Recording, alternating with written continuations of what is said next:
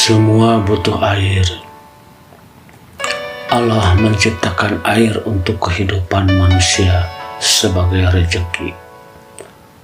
Namun air tidak sekedar rezeki, ia pun sebagai ayat, sebagai tanda kebesarannya yang perlu dibaca, perlu dipelajari, dan dihayati agar kita dapat merengkuh pesan moral yang sesungguhnya. Semua butuh air.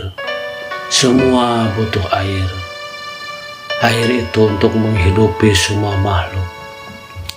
Dialah yang menjadikan bumi sebagai hamparan bagimu dan langit sebagai atap, dan dialah yang menurunkan air hujan dari langit. Lalu dia hasilkan dengan air hujan, yaitu buah-buahan sebagai rezeki untukmu. Karena itu, janganlah kamu mengadakan tandingan-tandingan bagi Allah, padahal kamu mengetahui.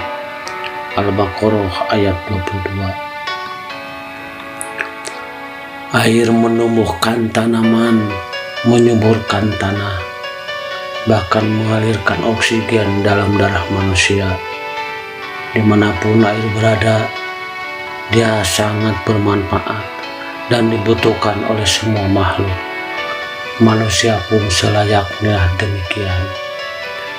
Rasulullah Shallallahu Alaihi Wasallam bersabda, sebaik-baik manusia adalah yang paling bermanfaat bagi yang lain. Imam Syafi'i berkata, saya melihat air yang diam menyebabkan kotor.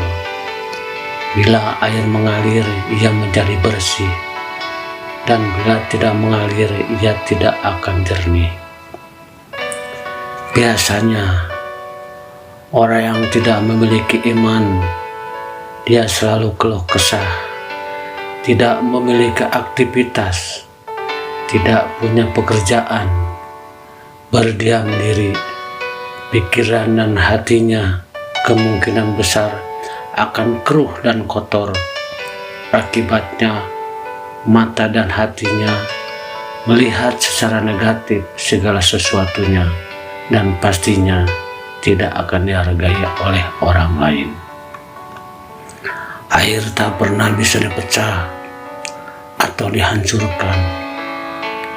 Bahkan ia akan menenggelamkan benda-benda keras yang menghantamnya dan menghanyutkan.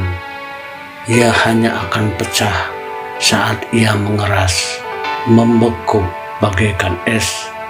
Inilah karakter dasar air, yakni mencair, mudah meresap, menguap, dan kembali turun untuk menyujudkan bumi semesta alam. Air selalu berserah diri. Air selalu berpasrah. Ia mengalir dari tempat tinggi ke arah yang lebih rendah. Ia menguap bila terkena panas, membeku jika tersentuh dingin, meresap di tanah, menguap ke awan, dan turun kembali sebagai air hujan. Berpencar di sungai, ia kembali menyatu di lautan raya. Air mengikuti harmoni alam yang digariskan oleh Allah Subhanahu wa Ta'ala. Harmoni alam itu tunduk dan patuh pada prinsip keseimbangan dan keadilan. Jika bumi dirusak oleh manusia, keseimbangan pun menjadi rusak, maka air pun protes. Air berhak atas tempat resapan. Jika tidak ada tempat resapan, air akan terus mencari tempat yang paling rendah. Jika tidak ada tempat sebagai resapannya, maka terjadilah banjir.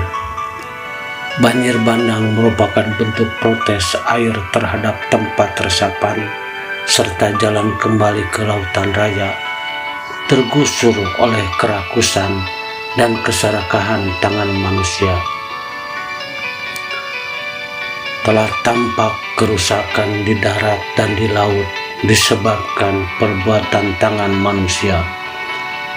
Allah menghendaki agar mereka merasakan sebagian dari akibat perbuatan mereka, agar mereka kembali ke jalan yang benar.